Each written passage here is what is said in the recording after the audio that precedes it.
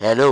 সকালবেলা ব্রেকফাস্টে যদি একটি আন্ডা পোচ করা আর দুটি সাদা রুটি সাথে ভাজি থাকে, তাহলে তো কোনো কথাই নেই বন্ধুরা।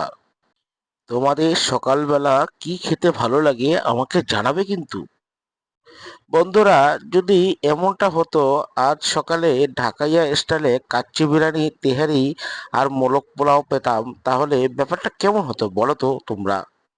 তবে সকালবেলা সকালে স্বাস্থ্যের জন্য রুটি, ভাজি আর আন্ডা পোচ করা খাওয়াই ভালো। আন্ডা তুমি যেভাবেই খাও না কেন, পোচ করে খাও আর ভেজে খাও আর সিদ্ধ করে খাও, আন্ডা কিন্তু একটি পুষ্টিকর খাবার বটে। আমার আন্ডা ছাড়া দিন চলেই না, বুঝেছো বন্ধুরা। আন্ডা খেতে আমি খুব বেশ ভালোবাসি।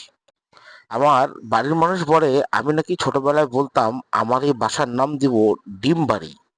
ডিম আমি এতটাই পছন্দ করতাম, তাই তো দেখো না, খেয়ে খেয়ে এই ডিমটার মতোই হয়ে গিয়েছি।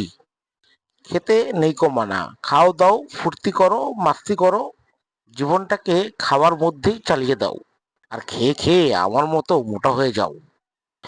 বন্ধু বিটুন বলেছে আমাকে নাকি পিৎজা খাওয়াবে, দিনাজপুরে আমাকে যেতে হবে।